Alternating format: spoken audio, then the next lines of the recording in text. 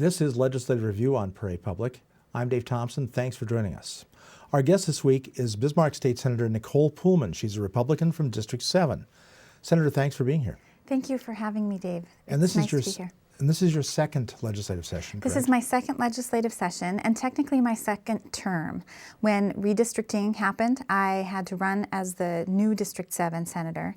And since it's an odd numbered district, then I had to run again right away to get on the right schedule. So now I'll have a 4-year term, but it is my second session and my second term, technically. So now you can relax in terms of the campaign season. For one session, Yes. for one go around, yes, I will.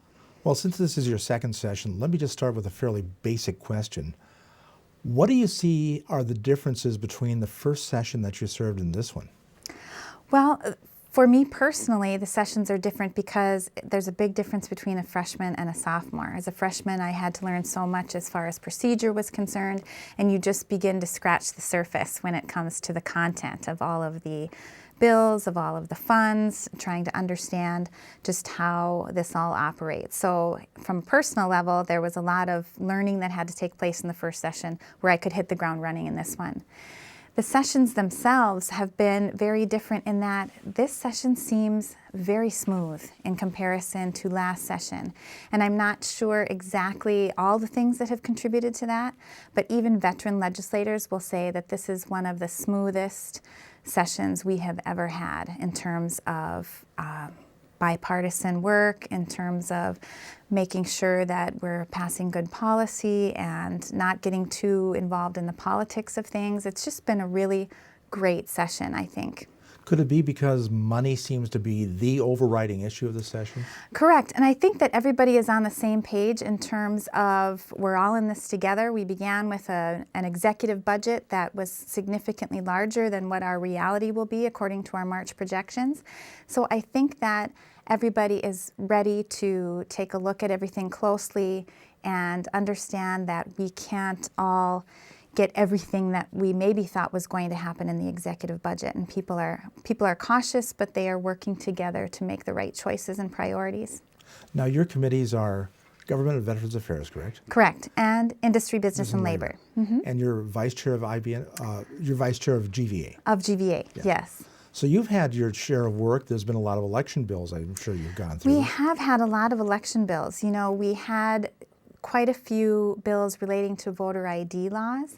And so we saw one where we tried to give students IDs, and we realized, those of us who haven't been in college for a long time didn't realize that now your student ID is the entrance into your dorm. It's almost like a credit card in terms of your meal plans. And so there were some complications in trying to give them an identification in that way that proved their residence. So we eventually settled on just having an ID that says where you live, and we removed the piece of the puzzle where the ID had to prove that you had lived there for 30 days.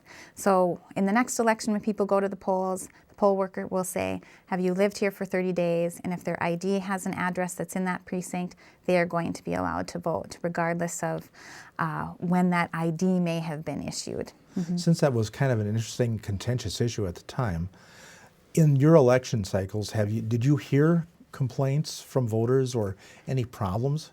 I only heard one story, but it was an interesting story that showed that we had a bit of a kink, and that was of an 18-year-old son of a friend who took his son to vote for the first time, and when his son handed over his ID, they said, I'm sorry, you haven't lived in your precinct for 30 days. And of course his dad was standing right next to him and said, he's lived in this house all his life, but he had renewed the license at the age of 18, and it happened to have been within the last 30 days. And so that's what the kink is that we really think that we're going to work out when we just go back to the idea of, have you lived here for 30 days, just as a simple question that poll workers ask. And as long as the address is in the precinct, we are just going to take the voter's word for it that they've been there for 30 days. Correct me if I'm wrong, there's going to be a study of election laws again, Absolutely. right? You know, we just have so many questions and so many different avenues that we would take. There are still quite a few people who are advocating for voter registration. We are the only state without it, and so I think that it's time just to take a look at everything, because we have so many bills that are coming in and we have so many different conversations going on in different spots, that I think it's going to be beneficial for us to take an overarching look at how we run our elections, how we decide where candidates can come from. The residency issue has certainly become an issue this session as well. So I just think it's wise for us to take a look at the technology available to us and the way we can make it easiest for people to vote. That's really what we want. We want it to be easy, we want it to be transparent, and taking a look at how our present practices match up to that, I think, is important. From your perspective, does North Dakota need voter registration? I don't think we do. From my own perspective, I don't think we need voter registration. I like that it's so easy to just walk in and vote. So I personally don't think that we need it, but I think it's worthy of study, and I think it's worthy of study to take a look at why are we the only state that doesn't have it? What are the advantages and disadvantages of voter registration? Because our Secretary of State's staff will say that they will go to conferences and other states with voter registration will look at them with jealousy because they would prefer not to have it. So I think there are pros and cons to both, and it's important for us to take a look at it. I'd like to go to another issue, because when I first met you in the session in 2013, you were an advocate for early childhood education. Absolutely. Nothing really happened. There was a bit of a study, some money toward a study, and this year there was something was accomplished. Correct. Well, in 2013, I sponsored the early childhood program that gave $100,000 grants to school districts. And although there wasn't an appetite for that, especially in the House, we passed it in the Senate, but there was no appetite for that in the House. So the final bill said that not only would we study it, but it also opened up the door for local school districts to spend local and federal funds or private funds on those programs. And what we found in the 2 years is that the amount of preschool programs across the state doubled once we gave the ability to have preschool to local districts. Quite a few of them took advantage. And so what we did continue to hear, I use Wishick as an example, is that we had parent groups who came together to try to raise money for these programs. And so they're selling calendars and cookies and everything they can to create a preschool program, especially in Wishick, because 40% of their students that they were taking in were free and reduced lunch, considered at-risk kids. So they wanted to make sure that it was free. So we definitely wanted to address, most importantly, kids at risk. And we know that kids, in terms of preschool, who need it the most are kids who are coming from low-income families. We know that, according to the latest Duke study, we see that they are more likely to be diagnosed in the special education programs. And once they are in a preschool program, they have now analyzed it to see that those diagnoses for special education are reduced by 40% when we can get them into a high-quality preschool program, so they get off on the right foot and they never enter those special education programs.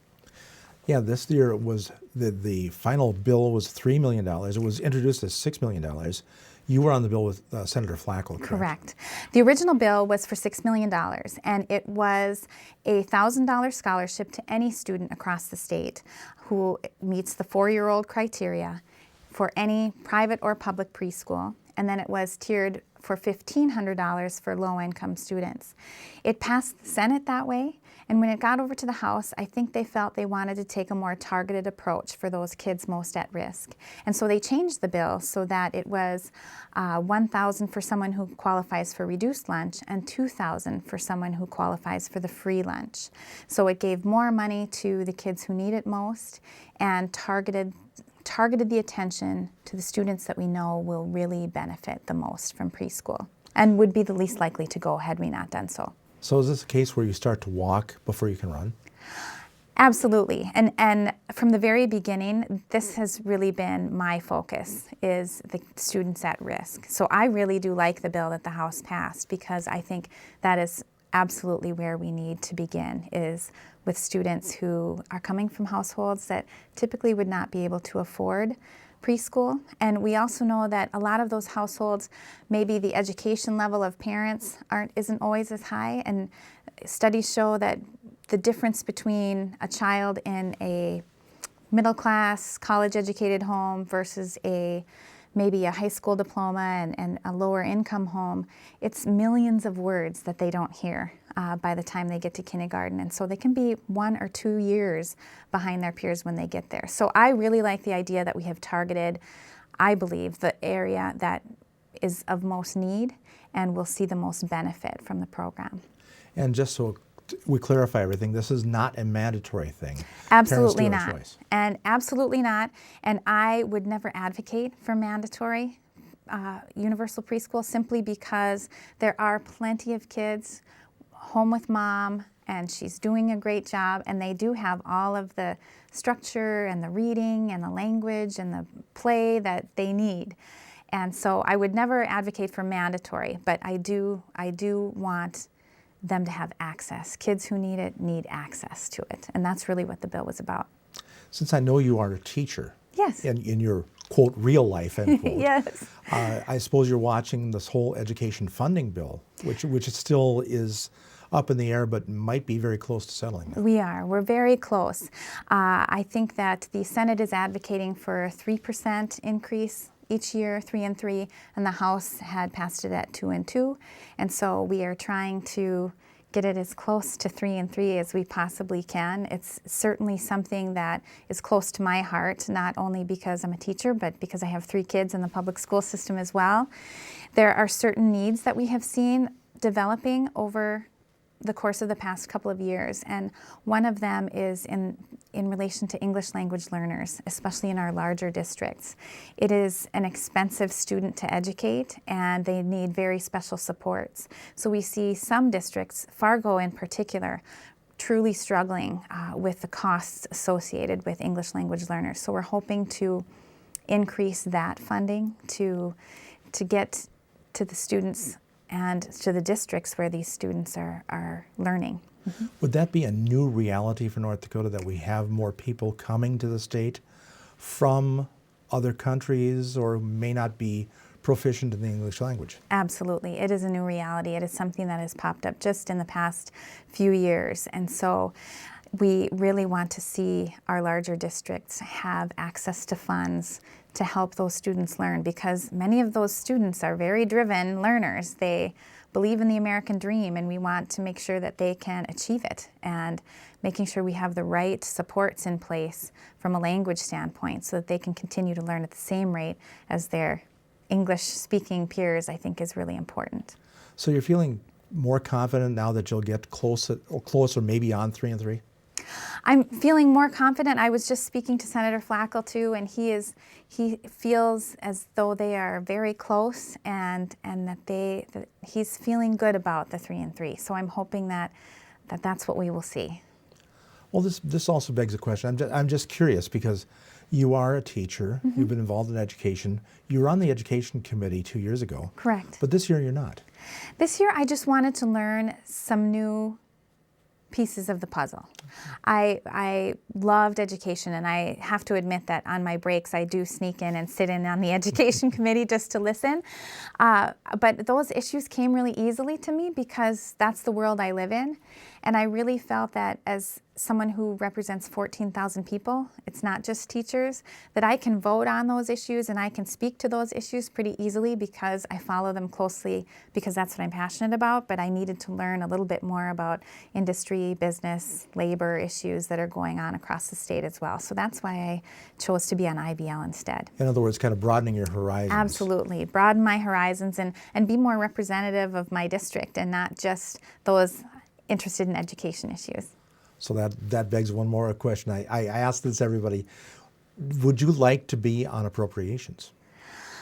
Not at this point. I mean, I think being on appropriations means that you have been around a long time, and it means that you have a good sense of everything that's happening in state government. And with 2 sessions under my belt, I can tell you that I'm just beginning to know everything that I don't know. And so I have some work to do. In the long run, certainly appropriations would be a great committee to serve on, simply because you control the purse strings and you are able to, they say they don't set policy, but you really are able to impact policy because you control the dollars. And so I would, in the long run, I would love to be on appropriations. But there's a lot of work to do in the policy committees too. Correct. And there is a lot of work for me to do in the meantime if I ever want to be qualified to be on appropriations. Besides the early childhood education bill we talked about, are there other accomplishments that you can point to, bills that you saw passed? Well, one of my other bills related to student privacy, information privacy of student information. We wanted to make sure, regardless of what one thinks of the Common Core, one issue that really came up was an issue of privacy and what happens to this information about our kids and how do we know that it's safe. And so I did sponsor and they did pass a bill that addresses some of those issues, not only in terms of keeping that information safe that is in our state system, but also helping parents understand what's out there. What information are you collecting about my child, and where is it being collected? So we wanted parents to have information. We wanted there to be audits of the system to make sure that it was safe. We wanted them to put into place protocols in case there is a breach of that system so that they know how they're going to go about informing kids and their parents. And we wanted to make sure that the information would be useful in terms of improving student achievement, that we weren't taking in information that we didn't need to take in. Well, you mentioned breach. That comes on the heels of the unfortunate hacking system in the North Dakota University system. So this all plays into it. It does. You know, we see things going on around us and we try to address them. Technology is one of those things that we don't want to get too far into the weeds, because if I were to prescribe everything that we wanted to see today, technology changes so quickly that our code would be outdated very quickly. So we wanted to keep it very vague in terms of the specific pieces of technology, but make sure that that information is protected. And this bill should accomplish that. We think it does. We have a committee that works together on this already, and so we gave them some direction in terms of what we wanted to see for training. We wanted people to be trained well in terms of privacy and making sure that information isn't signed over to separate vendors. That's one piece of the puzzle. And then we also wanted to make sure that they had a strong understanding of how that information can be abused, and doing that not only at our state level but also at the district level. I think school districts want and need more guidance in relation to technology, and I think that this bill will provide that. Since we're on education, higher education comes up, and one of the roles of the Senate when it's in session is to advise and consent on appointments to the Board of Higher Education. You had 4. We did. Quite a few, and we've had great people come forward to be on the State Board of Higher Education, and I am thankful that we still have people willing to do that job. It is a pretty thankless job right now, very difficult. A lot of people disappointed in governance right now and watching very closely the governance structure. So I admire the people who are willing to do it. I think we have some really solid people going in now, and I think we're going to see some good relationship building between the State Board of Higher Education and the state legislature in the next couple of years, simply because I think that we have good people going in, and I think the communication and the messages have been sent that we want to work together, but that we really need to adjust a few things in terms of governance. So you were probably comes down on the side of, let's not change the governance, but let's change the people who are in the governance. Correct. We had the measure on the last ballot, and I was against the idea that we would get rid of the State Board of Higher Education. I think we just need to make it work better, and making sure that we really vet our candidates for that spot is important, and helping them to understand that it is important to build relationships with the legislature, it is important to increase transparency, and it is important to really understand who is the boss. I mean, that really does become the question. Who is the boss? Is it the chancellor? Is it the board? Who do the presidents answer to, and what happens if they don't want to answer to those people? And I think that those questions have been raised, and I think that our new board members are listening and trying to find the answers. Where do you come down on that? Is the chancellor the boss? I think the chancellor is the boss. I believe the chancellor is the boss, and that a good, strong chancellor is necessary for our system. And I am hoping that that's what we will find.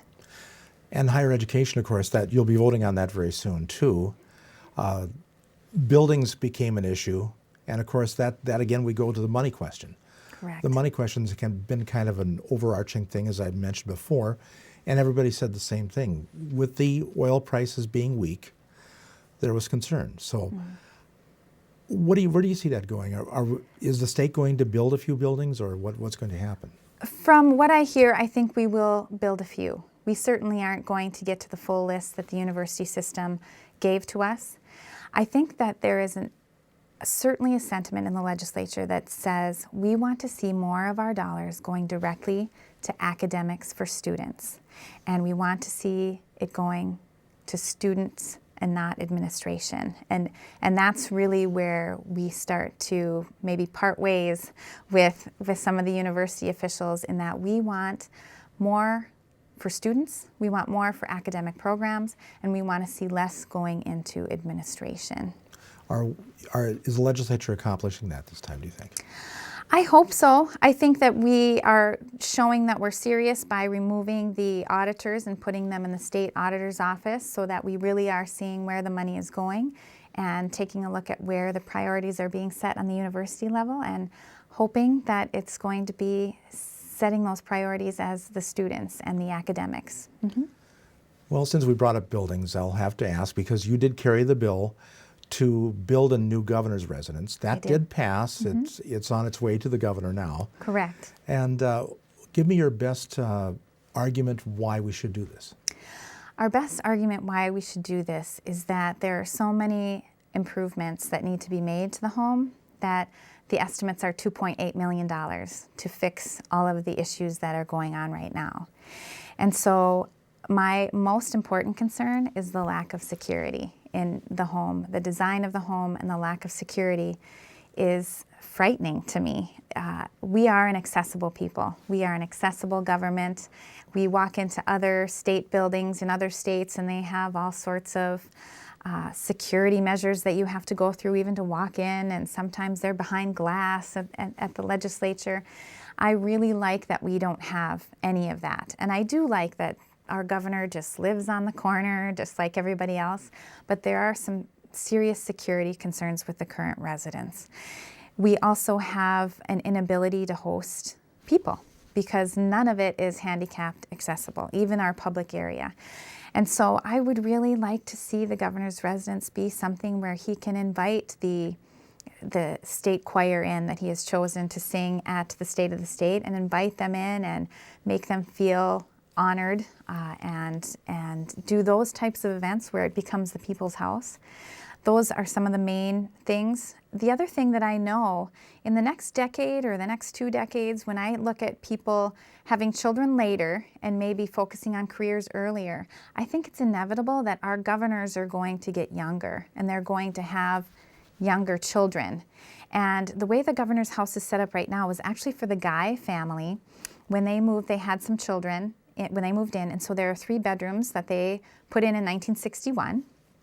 They have not been touched since, the bedrooms and the bathroom down there. And so the idea that we would have young children so far separated, because when you're in the residence, you can't hear or see the children that are sleeping in the basement. And again, the security concerns with that. But just from a mom standpoint, I don't think I would want my young children having to sleep so far away where I couldn't hear or know what was going on there. So that's another thing, that it's just not conducive to family life. It's great for a couple, and I think a lot of our governors recently have been just a couple. I mean, the Hovens had kids, but we really do need to prepare for the fact that one day there's going to be a family with young children living in there, and the house as it stands right now is not conducive to that kind of a life. One thing I'm not clear about is what's the time frame, or what's an anticipated time frame for this Right. The $4 million that comes out of the Capital Building Fund, of course, comes out of the trust. And so that's not taxpayer dollars. And we have all of the money in there right now. There's about $5.4 million. We have all sorts of royalties across the state. And so even before we started drilling oil, we took in $2 million last year. So I do think that this fund is going to get large. And so we will use $4 million from the capital fund, but before we use that, $1 million of private funds will have to be raised. And so the time frame is that $500,000 has to be raised before they can even begin the process. So the time frame is entirely dependent upon the raising of private dollars. Once they have $500,000, then they will start the process. I'm not sure how long it will take by the time they bring all the parties together to come up with a concept and demolish the current residence and move into the construction phase. I don't anticipate that it's going to go quickly. Okay, so this is similar to what we did with the Heritage Center. Correct. So there was a floor Correct. amount that had to be raised. Yes, yes. And the process will be similar too to the Heritage Center. It will be the same planning commission that goes through.